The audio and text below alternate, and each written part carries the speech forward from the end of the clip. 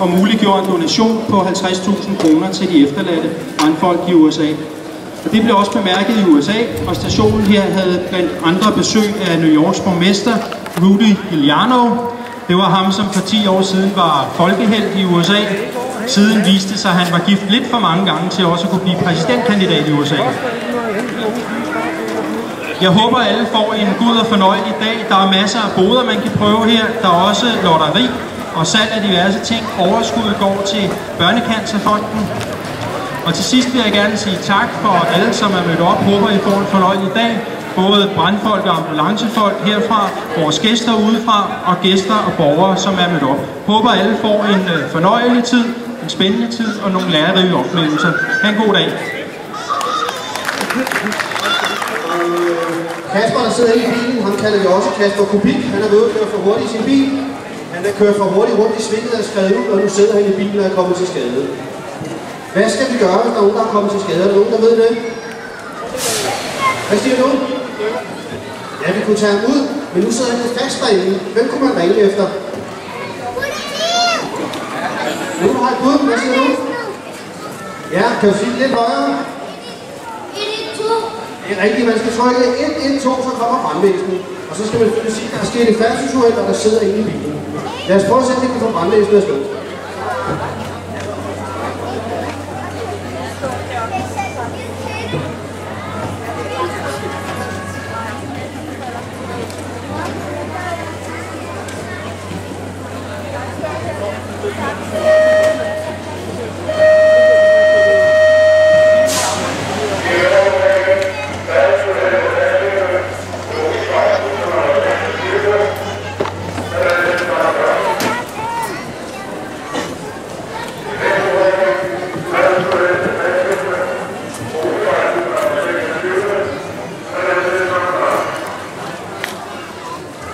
Så kunne vi høre, at nu kom signalet på stationen, brandmændene er på vej, og nu kommer de frem til køretøjet, som Kasper han sidder i.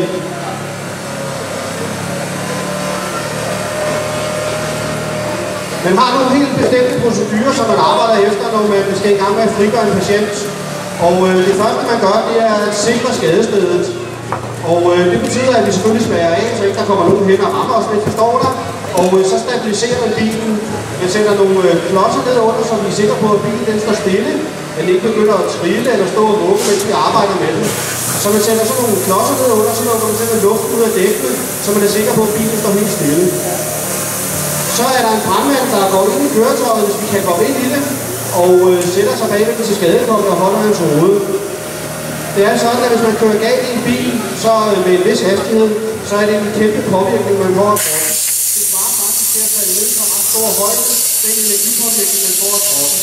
Så ham, der sidder derinde, har altså fået en ret stor påvirkning på kroppen, som kan betyde, at han har fået nogle skader, enten på arme og ben og på ryg og nakke, men altså også indvendigt i kroppen, nogle af de indvendige organer. Så brandmanden sidder og holder hans hoved derhen, så han sidder helt stille. Og vi tager og fjerner glasset i dørene, så vi kan komme ind til ham. Og så har vi vores frigørelsesværk til at løbe ud af spredningsstreng, som er rigtig kraftigt. Den saks, som vi står og bruger i øjeblikket, det klipper med 20 tons. Så man skal altså ikke få fingrene i klemme, mens man står og klipper med den. Først så bliver forskeren ødelagt på bilen, og det er simpelthen, hvor vi kan komme ind og fjerne døren. Og det vi gør, det er, at vi spreder døren af, så vi kan komme ind og se patienten, hvad der sker med ham, og vi kan skabe adgang på behandling af ham.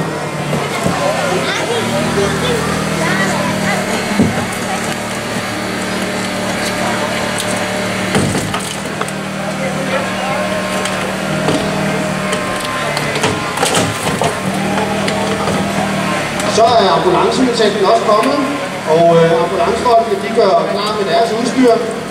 De venter på, at brandfolkene har fået skabt adgang ind til patienten. Når døren den er taget af, så vil ambulancefolkene komme hen og lave en vurdering af patienten, hvilke skader han har. Og de vil så i samarbejde med holdlederen for brandfolkene beslutte, hvordan vi skal få Kasper Kubik ud af bil igen.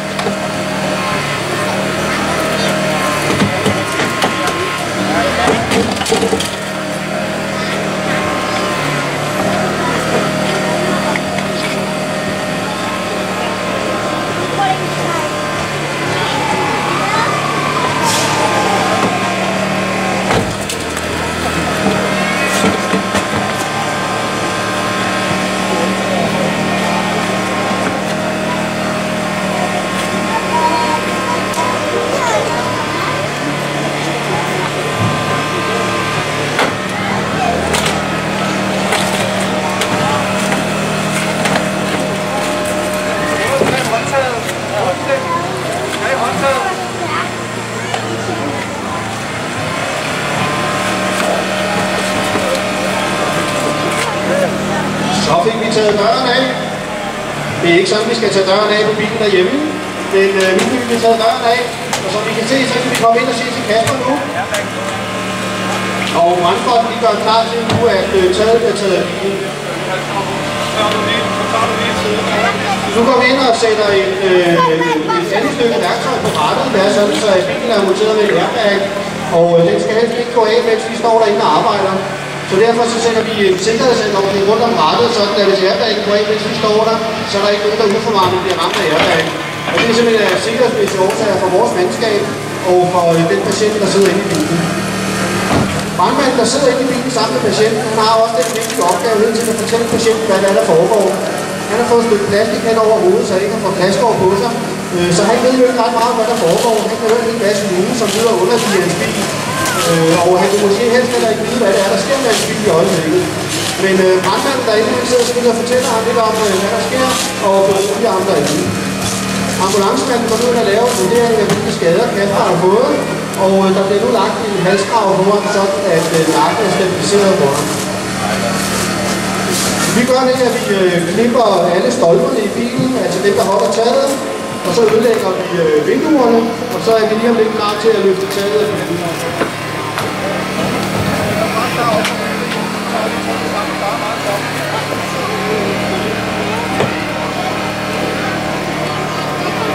Alt det her, der foregår nu, det ser selvfølgelig ganske voldsomt ud, og man skulle tro, at Kasper ikke var kommet rigtig alvorligt til skade. Det er ikke sikkert, det er tilfældet, men vi vil jo helst være på den sikre side. Og det betyder, at ved færdselsuheld, hvor folk klager generelt over smerter, der vil man jo ret ofte se, at vi kan foretage den her udtagning af folk, simpelthen fordi man kan nogle skader, som kan være svære at vurdere herude på stedet. Så sikkerhedsmæssige årsager ikke til patienten, så vil man meget ofte foretage den her form for udtagning, hvor vi altså åbner køretøjet omkring patienten og løfter patienten ud af køretøjet.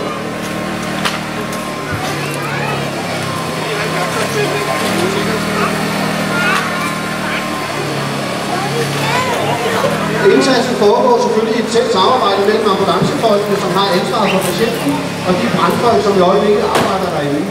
Og det er sådan set ambulancefolkene, der sætter tempoet for det her. Hvis de vurderer, at patientens tilstand enten forværres hurtigt, så vi skal foretage en hurtig udtagning, så gør man det. Men det kan også være, at de siger, at vi skal lige vente lidt med at gøre mere, og så går man væk med værktøjet indtil, at de siger, at nu kan fortsætte arbejdet.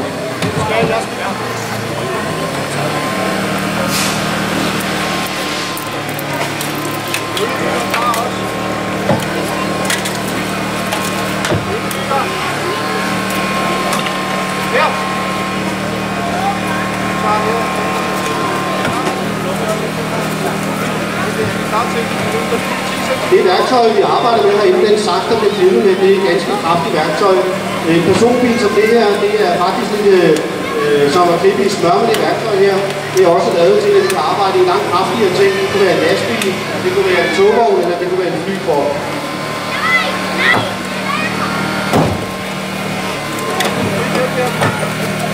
Så blev Kaspers Kubiks Mazda lavet om til en cabriolet.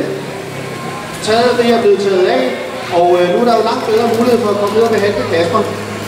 Og ambulancefolkene, de vil nu gå ind og foretage en yderligere vurdering af ham, og så gør vi klar til en udtagning af Kasper.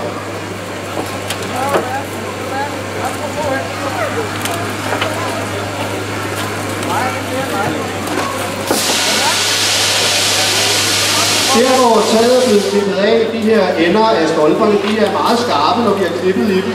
Og derfor sætter vi noget beskyttelse på, så det er personale, der går rundt derinde, de ikke river sig på de her skarpe kanter, eller når vi løfter Kasper ud, at han ikke bliver reddet på de kanter. Også på det glas, der er frit derinde, simpelthen for at sikre et godt arbejdsmiljø for indsatspersonalet derinde.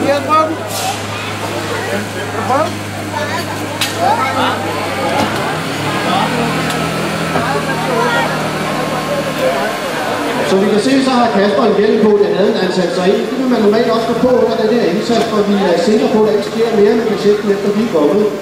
Vi kan også beskytte øjnene, så vi får plaskliner i øjnene. Og vi kan også se, at han har fået en maske på, det er fordi, at Kasper får noget ild, mens han sidder derinde. Så er man ved at gøre klar til at tage Kasper ud. I kan se, at vi har taget sådan et orange bræt frem, som en af ambulancefolkene står med. Det er noget, som der rent teknisk hedder et spineboard, eller et rygbræt. Og det er sådan et bræt, som vi lægger folk på for at stabilisere dem og være sikre på, at det ikke sker mere med det. Og nu vil man samarbejde omkring at få det her rygret ned mellem sæde og kasper, og så vil han blive trukket op på det og blive spændt fast på det her spineboard. Spineboardet er lavet sådan, at man bliver fikseret på det, man bliver simpelthen spændt fast på det, og det følger så indtil at man er blevet frikendt for eventuelle skader. Og det vil sige, at det er lavet af et materiale, så det både kan røntgenfotograferes og blive kørt i en scanner. Og det vil sige, at man bliver liggende på det spineboard, indtil at lægerne har frikendt inden for skader.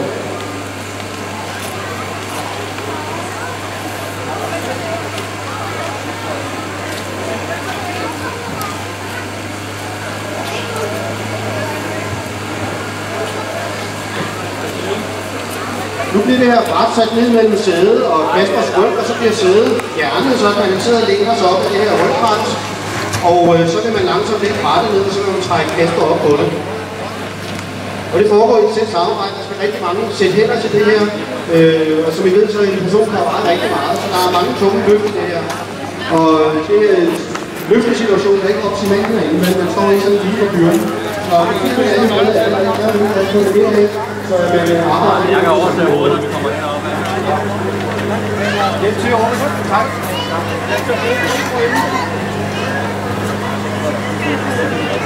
Jeg har hovedet klar. Er I alle sammen klar? Ja. Det er det op at være. Så er bare heroppe. Ja, tak. Så vil vi få Kasper Kubik op på spilbordet. Han vil så blive lagt videre over fra ambulancegården, hvor man så vil fiksere ham ved hjælp af vand. Så er det helt fast på det her ambulancegård. Og der vil sådan foregå i behandling imens. Der kan det komme en udblæs frem, der kan behandle yderligere. Ellers vil ambulancegården behandle ham, udbehandling, at det er lige adgang til at få noget væske osv.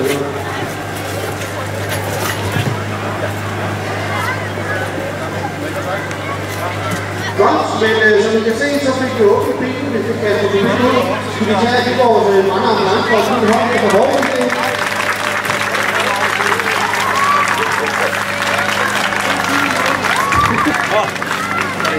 Og som I kan se derovre, så kan jeg få bilen og rejse igen. Der er ikke sket så meget lavere. Det var heldigt. Han har fået sig en lærerrejse næste gang, han ikke kører så hurtigt i stikken.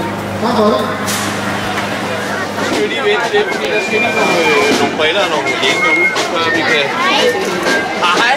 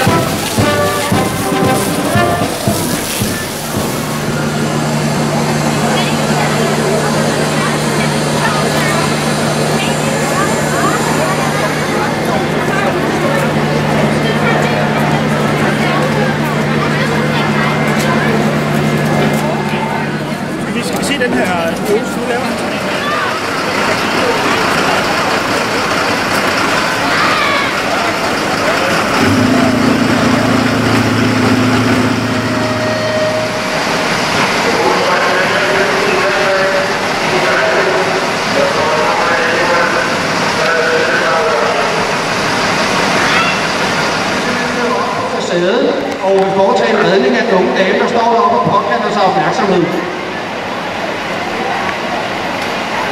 Røgdykkerne trænger ikke på den måde, at de går op i bygningen til etage under branden, For at slippe for at trække de tunge brændslange deroppe af, så går de op på etagen under branden, kaster en line ud af vinduet og trækker simpelthen brændslangen op igennem vinduet til etagen under. Og så fortsætter de derfra og fortsætter deres røgdykning. Nu bliver stigen rejst til det, vi kalder en stigeredning. Det er jo en ret akut ting, når vi kommer frem som brandvæsen. Hvis der står personer i vinduet, så rejser vi med det samme vores stige, så vi kan få dem ned. Vi kan se over i et andet vindue, der er blevet åbent. Der står en brandmand over, han har kastet sin line ned. Og der er en anden brandmand nede på jorden, der binder linen fast i slangen, og så trækker vi simpelthen slangen op på den måde.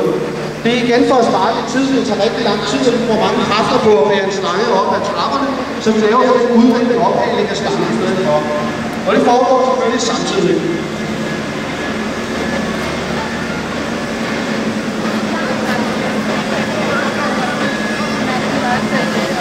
Stigen kører tæt til vinduet op. Det er selvfølgelig ikke uden risiko at tage en person fra et vindue ud af vores rejstige, men den kører tæt til, og man sikrer personen således, at personen trykker op og kommer ud i gården. Men det er altså ret akut ting, og noget, som vi heldigvis meget sjældent gør, det her med at foretage stigeredning.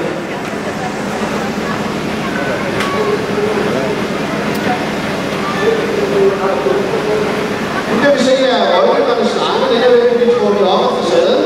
Det er en såkaldt voldtryksslange, den er meget hurtig ude for køretøjet. Den forstøver vandet meget fint og giver en optimal slukning, når vi trækker ind og laver en indvendig slukning.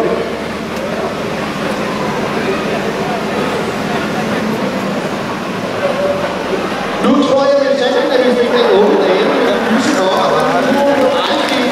Nu bliver hun reddet. Og brandmanden, han kører så lidt på ned. Vi kan se, der er kommet en ambulance, der er klar til at køre over. Så når den unge dame kommer ned, hun kan godt have stået noget rundt, hun har stået lidt deroppe og op. Så kan ambulancepersonalet tage sig af det. Vi hører tydeligt, hvordan den unge dame høster.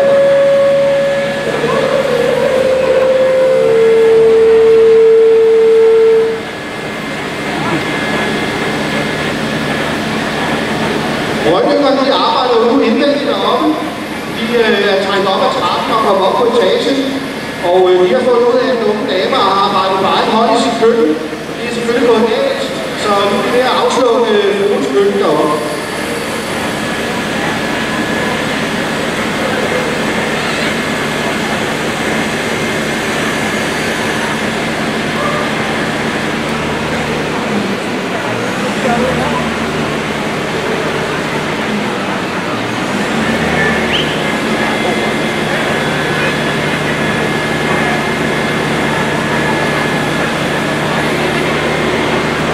Normalt så vil vi sætte stigegården ned ved siden af stigen, men for ikke at komme tæt på, så gør vi det altså lige på en lidt anden måde her.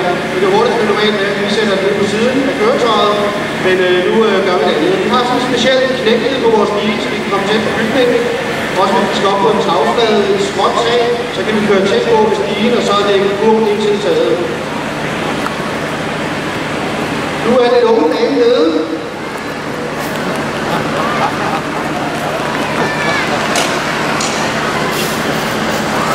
Og røgdykkerne er oppe at arbejde, og de er ved at slå vindelbrand. Jeg håber ikke, der er mange, der bliver våde på den på jorden. Nu er det vand deroppe fra.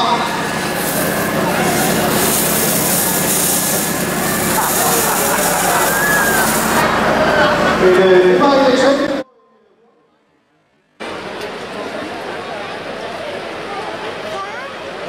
Nu er der selvfølgelig mulighed for at prøve de mange aktiviteter igen. Og lige om lidt, så vil vi trække vinderloddet i vores lille lotteri. Vi har simpelthen haft udsolgt af vores lille lotteri hernede til fordel for Børnecancerfonden. Og det er fedt, at vi trækker den. Hvordan er det her overblik?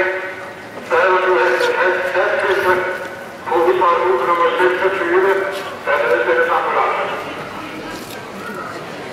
I det her overblik, så er du halvdagskiste på udsolgt ud nummer 26, der er nedsættet ambulance. Og så kan vi se, at der er klodser under bilen. Og så sætter vi også til at stå stille. Så sætter vi nogle klodser under, og fjerner luften på bilen. Så står bilen langt og svingsler. Det er en lidt anden måde. Man kan se, at Kasper Kubik derinde får en hjælp på, så der sker noget med ham.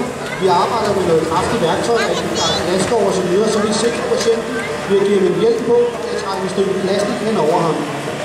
Brandmanden, der sidder bagved, kan kommunikere hele tiden med Kasper og fortæller ham, hvad der foregår. Kasper kan høre en hel masse lyde. Han kan ikke sige om hvad vi gør ved at spille i øjeblikket.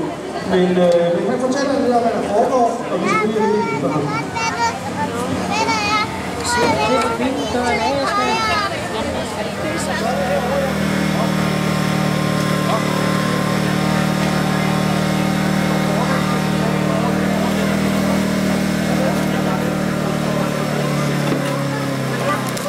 Så blev Kasper Kubik lige besøgt, som kan blive det. Det er ikke sikkert, at han er helt enig i beslutningen, men han blev det. Og som I kan se, så er der nu fuldstændig adgang til Kasper. I mellemtiden kan I se, at alle de ender, som vi har fundet, hvor vi kan finde noget af det i dag, de er meget skarpe. Der er her taget skarpe, hvor vi kan finde lidt blade. Og for at se, at overførsel og Kasper, så det er det i dag, så vi får en afsked af det her. Det er sådan, at vi kan have det, det er meget skarpe.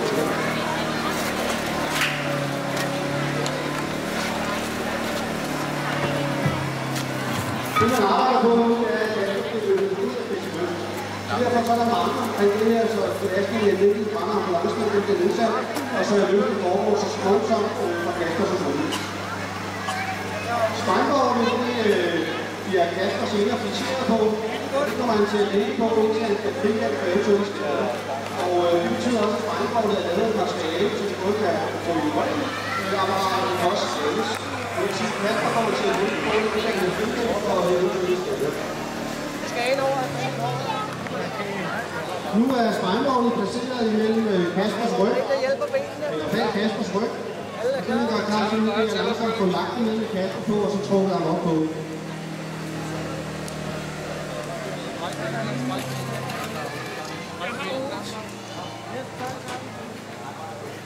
Igen så er der en brandmand, der holder hans hoved, så indtil man fikserer, nu kan han løfte op på det. Så han ligger der, og så skal han så løftes over på ambulancebåren. Vi skal have en til at tage over her i venstre side. Ja.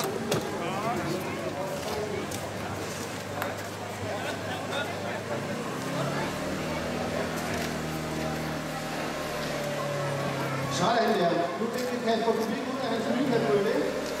Og Kasper han bliver så nu blive fikseret med nogle rigtig på det her spejlgård, og så selvfølgelig noget på hospitalet. Jeg synes, at vi skal give lige hånd til vores brandavancefolk, og nu skal vi få det. Og som man kan se, så er der ikke skidt noget med det her, for det er til over og hvilke, så Kasper Kubik er snart i det her omgang.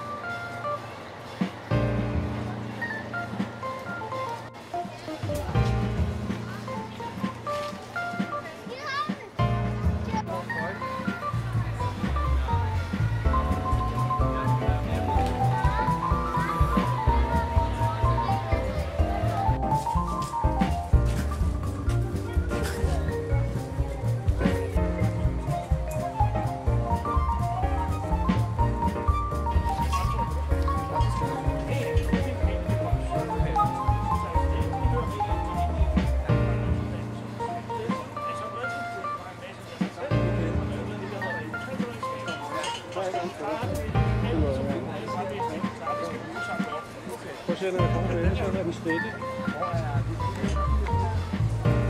Det er jo sådan, at det skal vi nemt gøre det op. Er det sådan noget, hvor tror jeg på? Ja. Nu har vi andet, det kalder vi midt. Jeg ved, det dagligdags redskab, et nu super, så vi holder ind på computer. Ja. Og klare de eller flest.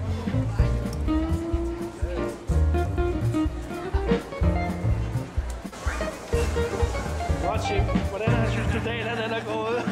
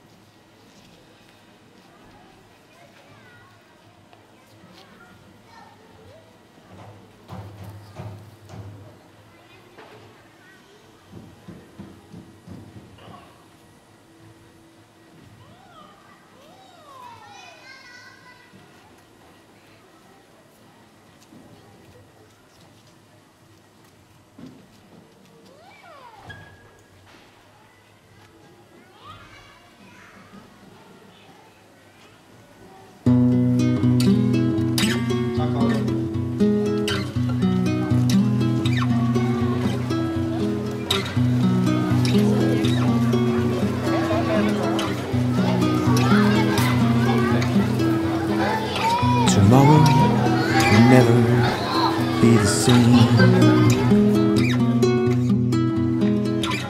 Ended up in an endless game. The pain, the suffering you had that day stands to demand a more just way.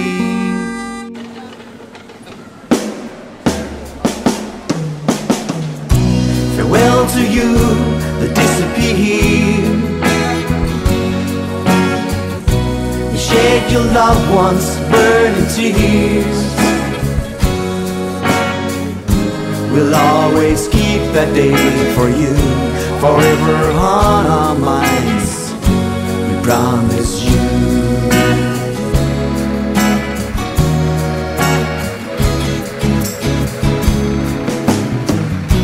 A world lies in every living soul,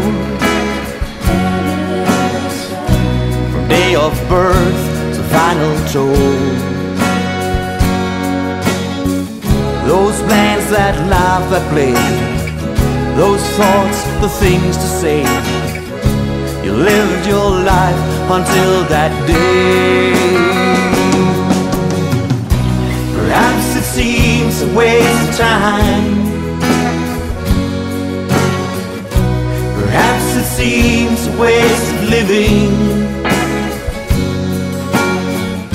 But see, the mark you made remains. Remembered be that day the skyline changed.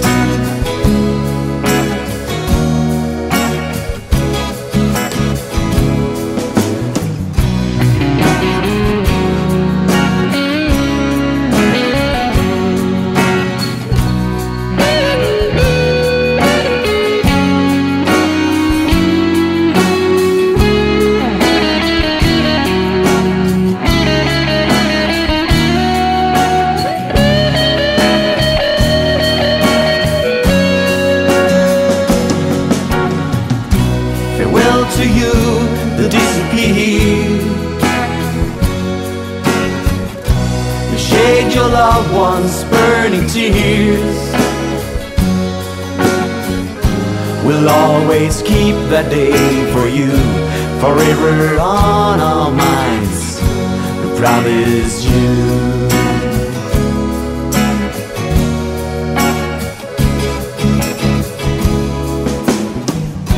When balance lets our minds move on, when there's no more dust, it's gone. When the rubbled land is clear, when the terrible wounds are healed, the sacrifice you made remains. Farewell to you that disappeared. Shed your loved ones burning tears. We'll always keep that day for you, forever on our minds, we promise you. Perhaps it seems a waste of time. Perhaps it seems a waste of living. But see, the mark you made remains. Remembered be that day the skyline changed.